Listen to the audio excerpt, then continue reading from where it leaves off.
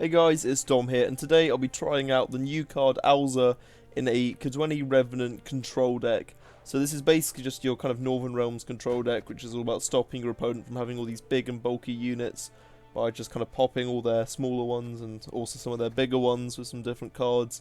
Karathi Heatwave would have been really nice in this deck, but I wanted to have removal cards as spells or soldiers, so it didn't fit sadly. But yeah, let's see how it goes in the match. Okay, so against the hand buff deck. That's interesting. Enough. Let's get to work. You don't really see many hand buffs anymore, which is kind of interesting. Right, we'll get rid of. We don't really need 2 Royal Guards, do we? And we don't need a Cutthroat. We can get rid of a Cutthroat, and let's get rid of a Royal Guard. So we've got a few nice cards. We don't have Alzur's, unfortunately, but Alzur is going to probably come into play probably 3rd round. As we do have Renew, but obviously Renew does not hit anything above 9 provision cost. That's mainly just so we can kind of get a card from Alzur, which is 12 provision cost. Because admittedly, the 12 provision cost lot are a lot safer to go for than the 13s that you can get from a Neuromancy. Just because with a Neuromancer you can sometimes get Regis, which is just not really good at all. While with something like Renew, there's a lot of 12 provision cost options which are really nice, including almost all the evolving cards. Some of them are quite good. There's also some other really nice kind of ones that you can see. Part of me is tempted to use our leader ability round 1, but that would definitely mean taking it. And I don't know, I don't think we've got the best advantage to take it here with this hand.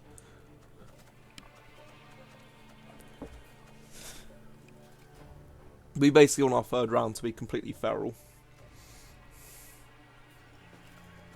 That is our plan. Train Talk. I mean, I guess they can damage it to get rid of the armor so it doesn't buff anymore. Or they can move it to the front row so I couldn't use the 2 charges on it. That also works. I mean, yeah, I don't really see this going anywhere that well. And because they're hand buffing, I kind of just want to get out of it. So I'll play a bronze, definitely. Maybe just go with Temerian Drummer. Army's a waste of time for one like me. Get a good bit of just buffing. So if we do have to drag this out, we're starting to build up points early. Another smuggler. Yeah, this is we need to bail on this round. I guess one more turn of stuff and then we're out.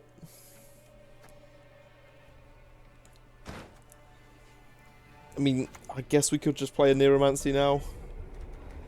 I mean, maybe if we Boiling Oil, actually, because we are just planning on ducking out. We use Boiling Oil now.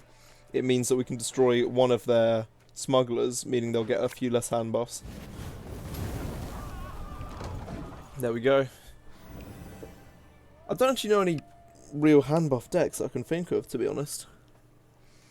I mean, this is what I quite like about not being the top ranks, but also not being near the very bottom, is that you get somewhat skilled players to really skilled players, but you get some quite experimental decks every once in a while, which is really nice. I mean, obviously I know you do get that on Pro Ladder as well, but you have to be good to get there. Hence the reason I'm not on Pro Ladder. Right, yeah, I think I just need to duck and dive now. I'm not going to be able to kind of make it back without committing some big cards this round, and I'm not really willing to do that. So, yeah, I mean, even looking at what we have, it doesn't seem worth playing into.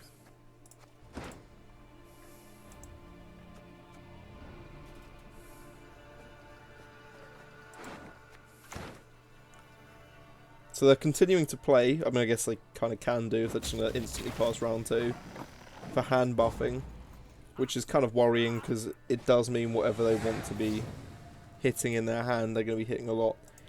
I guess it could be, is it Stefan? No, it's Sheldon. Sheldon. Or maybe a Glace, actually. A Glace or Sheldon, I'd assume. Let's get rid of a Royal Guard or 2. They don't really seem like they're for me right now. I guess we'll play a Revenant this round. Don't really want to play any of the golds. And if we really want it back, we can get it from Renew as well. So, you know, my only big concern now is just removal from them. Because if they start destroying my units, I'm going to get just put into a terrible situation. I mean, that Revenant's nice in hand, but I don't know if I really want it. I mean, it's the only thing that I'm kind of in the moment of just thinking of getting rid of. Forbidden Magic's nice, but no, don't want a Royal Guard. Cutthroat, definitely not. And the Archer's actually probably really good, actually, because what we could do is either open with Donmir and put down 2 Archers with our mobilization, or we could just put down those Archers now so they're building up power, and hope they don't both get moved in a turn, or hope they just get left alone. I guess so. I mean, I don't really want to use mobilization on a Revenant, because that would just be a bit of a waste if we can't get the kills. But if we can get these two kind of growing every turn, we can like have some feral units to ping at them.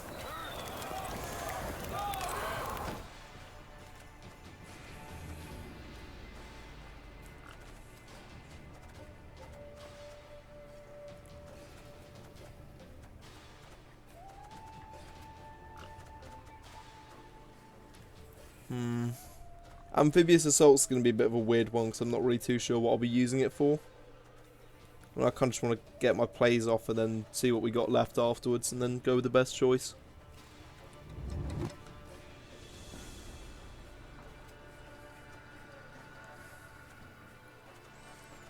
See, it's really interesting all these spells actually, because sometimes going with the highest provision cost spells isn't always the best, because you could get some really weak base statted unit which has a summon ability that doesn't go off.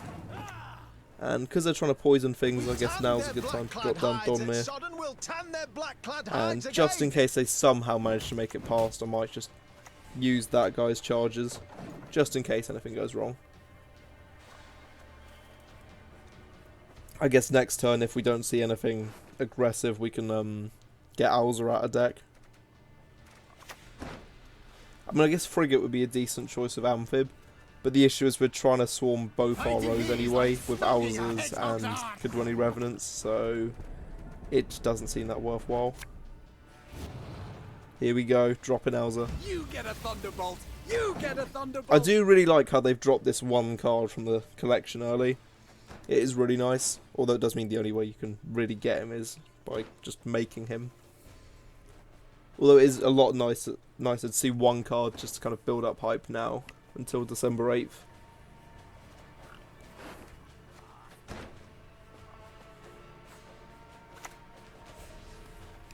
Percival, okay. That is a bit annoying. Let's use Renew and get back a Revenant, just because we can start doing some things. And we get Roach Merciless, which when activated will summon a Blue Stripes Commando. So that's basically 8 points off Alzur so far, so he's already worth 14 for 11 provisions. And that's just with one counter of his free. Yeah, Alzur's... This is a weird card, but I do really like it. Remember back in the day when Roach Merciless was like open beta, was completely just worthless. The only good Look at him now, he's going to be a worthwhile addition from Alzur's. Right, they're trying to get back on with that hand buffing journey, so we need to rock slide that. Again, it's a spell, so we'll get to summon something else. What has that witch done? Vandergrift. Okay, we're getting all these Northern Realms units. This all looks perfectly normal so far. We retreat. Once we get our Revenant chain going.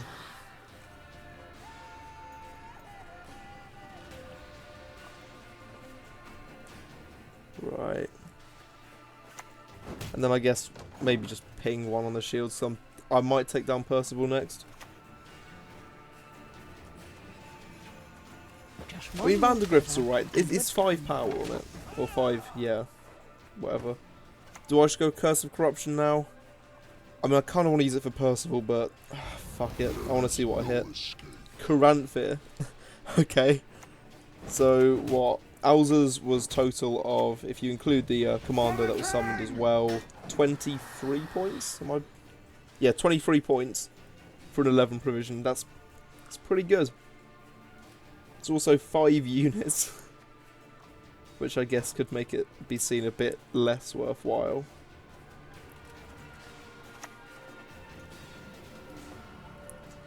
Yeah, they're still buffing in hand, which is bloody concerning.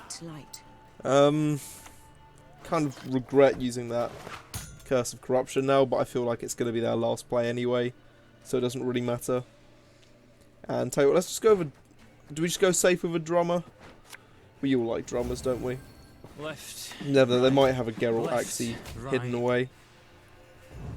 I mean, we are just racking up points though. If anyone's wondering why my leader's Radovid, it's just because Radovid's known for being a bit of an annoying scoundrel. So I mean, I guess we can just ping a few units. We're not really gonna... Oh, you know what we should have done? We should have just hit bloody Yfflin once, and then use boiling oil, and then use the Kadwini Revenant. I guess we can just use a pact instead this turn.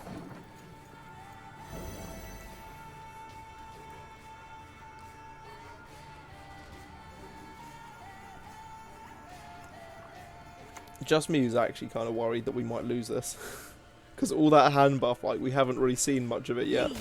Why you still stand? Okay, that's not really an issue. I guess they just want to kill it. So, I mean, let's make that thing redundant. And go for Triss Telekinesis, I guess. Or do we just go for Boiling Oil now? Yeah, sure. If we do that now, it just means it's ready to be damaged and we can get another Revenant next turn.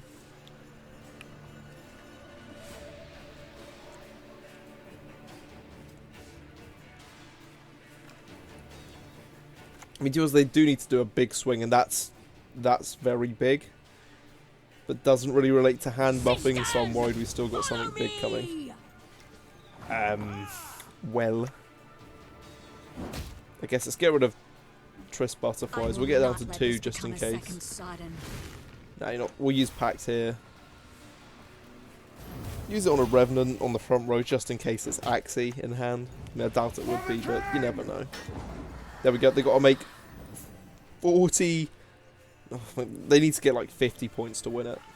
50 points in one cut. Yeah, that's not enough. Right, well, I mean, that was a cool deck to play against, and I hope you guys have enjoyed watching this Alzur's deck. If you enjoyed, liking and subscribing just massively helps out the channel. But anyway, I'll see you next time.